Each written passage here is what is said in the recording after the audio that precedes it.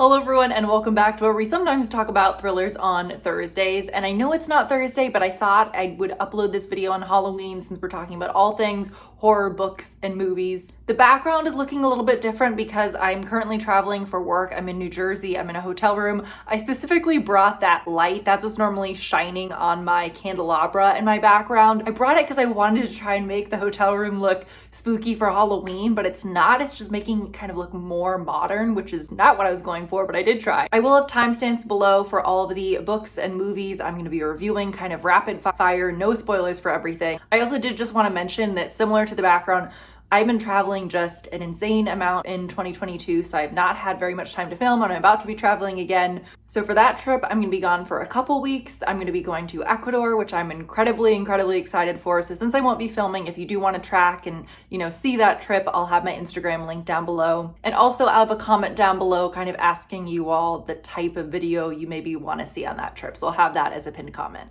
But that is enough of that. Let's first dive into books and then we'll talk about movies. Again, I'll have timestamps and we're just gonna kind of go through these really rapid fire. We're gonna start things off on not a positive note and talk about the Pallbearers Club by Paul Tremblay. Paul Tremblay is of course an incredibly popular current horror novel writer. I've read The Cabin at the End of the World, which I really enjoyed, but the Pallbearers Club is his newest release. So I was really excited to check out a newer release by him. This is told in a really interesting format. It's a memoir written by someone named Art Barbara, and he's kind of looking back on his life. So it's a coming of age story of when he creates this Pallbearers Club, which is, the people who help carry the casket at funerals during high school. And he creates the club as a way to help him get into college. And in comes Mercy Brown, who joins the club. They form a very quick friendship and he starts to feel that something is a little bit off about her. And so it's told again from memoir format, but it's also told from Mercy's perspective because in present day, she's come across this memoir and she's kind of refuting a lot of things he's saying and saying, for example, XYZ, you're insane for thinking that this is how things transpired and your version of events is wrong. So I was really intrigued right away because one, I was excited to read more of his books, and two, I thought that was a really interesting format. So for each of these books, I'm first going to talk about what it's about, then pros, then cons.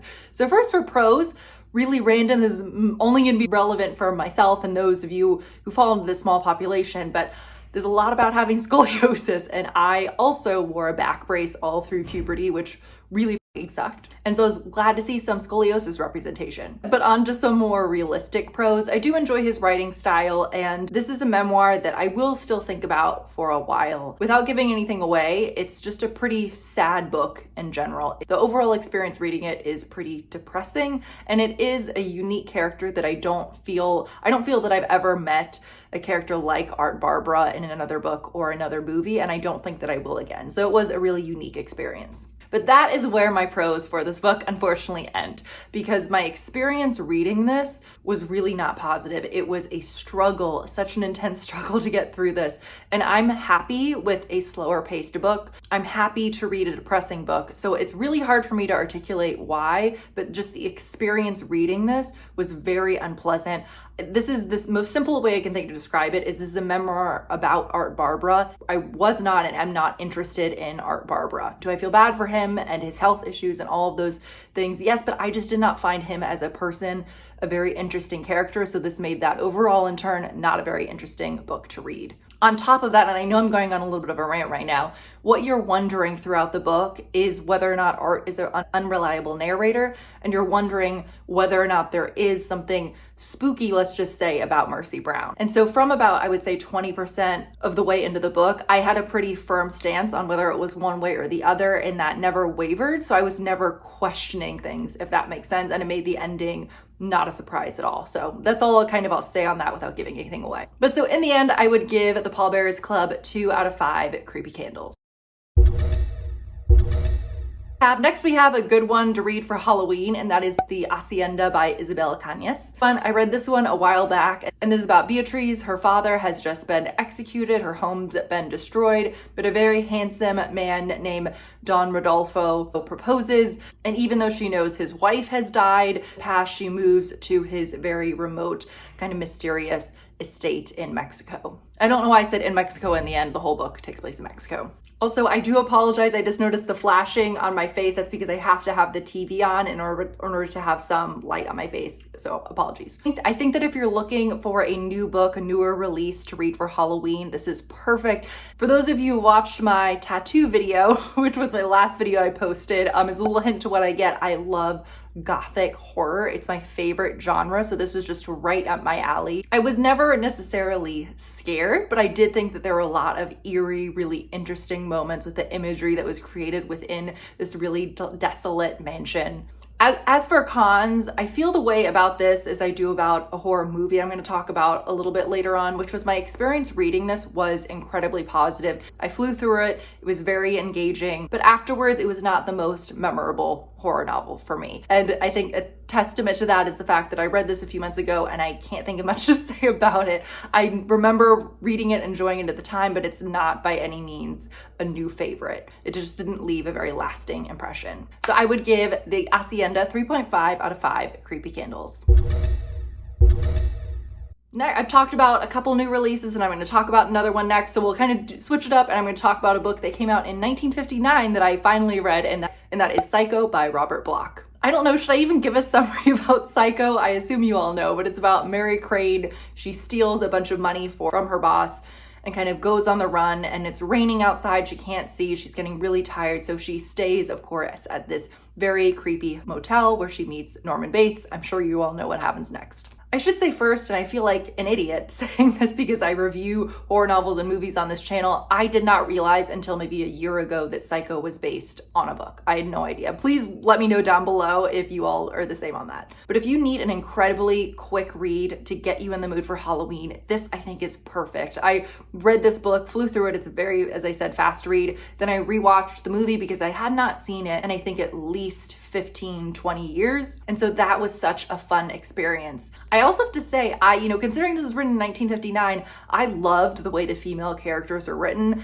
And it was kind of entertaining how weak and terrible a lot of the male characters are. For example, my favorite character was Mary Crane's sister, who comes looking for her to see what happened. In terms of cons, I have one, which I wish I could just say, but it does give away the ending, but I think you all know the ending, but I'll still not completely give it away. But I will say, reading this with the mindset of 2022 and what you discover about Norman Bates and some of his motivations, I felt just needed to be updated a little bit. It just didn't sit incredibly right with me, which is all I'll say. And then last for books, before we move on to movies, I'm excited to review The Children on the Hill by Jennifer McMahon. This one I actually just finished a couple days ago, and it is her newest release. If Jennifer McMahon sounds familiar, that's because maybe, like me, you also have read The Winter People by her, which I really enjoyed. But I was so excited to finally pick up another book by her. And this is written from a few different perspectives, but it's mainly told from those perspectives. First in 1978 from V, and she is the granddaughter of Dr. Hildreth, and she runs a renowned treatment center in this big picturesque building in Vermont. And there's V, her little brother Eric, and suddenly Dr. Hildreth brings them a new sister. And when that happened, V starts to question things that are going on there. And she's very into monsters. With her brother Eric, they have this monster book, and so they introduce their new sister to their love of monsters as well. And then the other perspective is in 2019, and Lizzie Shelley is a middle-aged woman, and she runs a podcast called Monsters Among Us, and she has heard that there is a monster kidnapping young girls in Vermont, so she goes in her van to try and figure out what was happening. For prose, I'm just really happy to say that I love her writing style in Winter People, and I loved her writing style in this book as well. She's just the kind of writer, and I think we all have writers like this for ourselves personally, where even if not much is happening, I'm still really, really enjoying the book. The settings were written incredibly. I felt that I was at the hospital in 1979. I felt that in 2019 with Lizzie, I was in a lot of those creepy locations, for example, up in the tower or in the woods, and you could feel that sense of something watching you in the darkness. And without giving anything away, I will just say that you'll think the book, and I mean this in a couple different facets of the book, you'll think that it's going in a certain way, and it will surprise you within a couple aspects. At least for me, maybe I wasn't thinking too hard when I was reading it, but I was pretty surprised by some aspects. The only con I will say is that it does take about what feels like 70% of the book to feel like anything huge is happening, but Again, because I love her writing style, it really didn't bother me that much. So in the end, I just realized I didn't rate Psycho, but for Psycho and The Children on the Hill, I will give them both 4.5 out of 5 creepy candles. Now let's go ahead and dive into movies, and we're gonna kind of order these by ones I saw longest ago to most recent. First is Nope by Jordan Peele. And for these, if it's all right, I'm not going to give summaries. You all have seen trailers for, I'm sure, all of these, so let's just dive into what I thought about them. I have to say, I was so excited for Nope. I mean, what horror fan wouldn't be? And in the end, I'm glad that I went and saw it, but I would definitely rank it at the bottom of Jordan Peele's movies. My favorite thing about Nope was so much of the really disturbing imagery with just the monster. I'll say there's a scene where people disappear, and the sound is just horrifying, and I'll never forget it. The scenes with the monkey really stuck with me. So although I liked a lot of the imagery, the movie, at least for me, and I haven't seen many people say this, but my boyfriend and I were talking about it afterwards, that the last 20% of the movie is where it really fell apart for us. The motivations of the characters did not make sense to me. I didn't think that we got to know them well enough to know why they would be willing to take these insane risks of their own life and the lives of others. I also thought that at the end of the movie, when you finally see the monster, it took away a huge amount of the fear factor for me, and I just personally thought it looked really silly. I understand some of the themes it's getting at in the movie, but just in comparison to Get Out and Us, they just didn't resonate with me as much either. So I would highly recommend seeing Nope, but in the end, I'd give it 3 out of 5 creepy candles.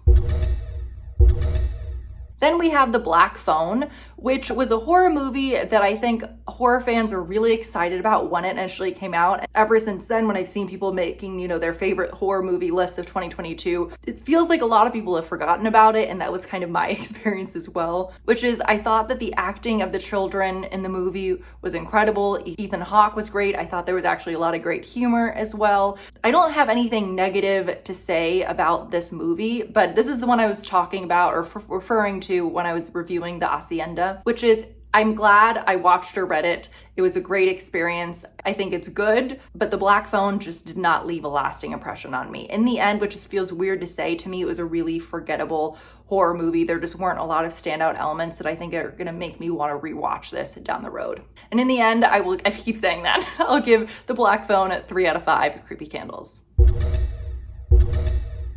Now we're gonna get into some more recent ones. And next is Don't Worry, Darling. Have you been following the controversy behind this? Because of course I have. For pros, Florence Pugh, of course, no surprise, but I actually thought Harry Styles did a really great job as well. The movie also is just visually stunning. The sound I thought was also done really well and really eerie. It just is a very captivating, you know what, I know what he means. When Harry Styles said it feels like a movie, he's right, I get it. I also really don't think that this deserves the horrible ratings. I think that's a testament to how a female director gets treated when she has some controversy versus male directors who have done far worse. This does not get blown up to that extent at all. However, I did not love this movie. My biggest critique is that the movie felt so repetitive. All it is over and over again, without giving anything away, it's Florence Pugh seeing something eerie that doesn't seem right, or hearing someone say or experiencing something eerie and her getting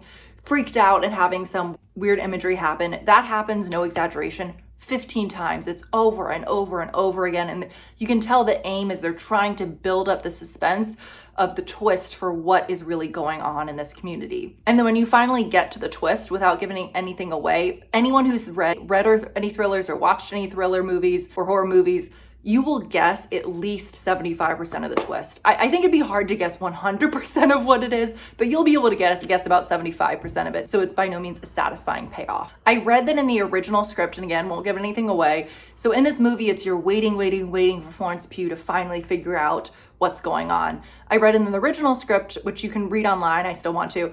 In the original script, it's apparently Florence Pugh figuring it out pretty early on, and then she's having to cover up that she knows what's going on so that, she won't be found out. I think that would have been much more interesting. So similar to all of the other movies so far, I would give Don't Worry, Darling 3 out of 5 creepy candles. Now let's go ahead. We need to end this on a high note.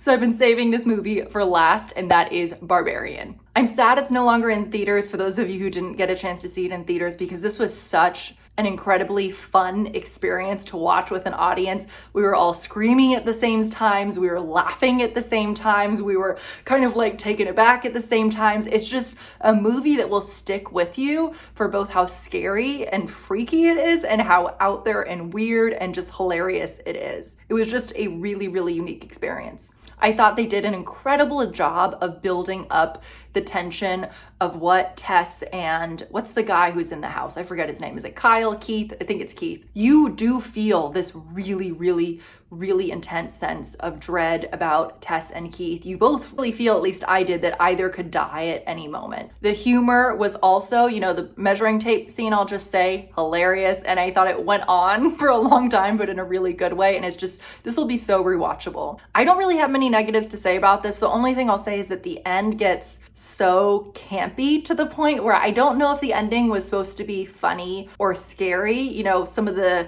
scenes, but to me it was a little bit funny. I don't know, I kind of wish the ending had been a little bit creepier and scarier. In the end, I highly recommend seeing Barbarian if you haven't, and I would give it 4.5 out of 5 creepy candles. Whew, I am out of breath, but please let me know down below, have you read or watched these? Do you agree or disagree with my ratings? And again, if you want, please feel free to follow me on Instagram if you want to see my Ecuador travels. At the time I'm posting this video, I'll be leaving for Ecuador a few days after that. But again, I hope you guys are doing well and staying safe. And of course, happy Halloween. It's our favorite day of the year, so enjoy.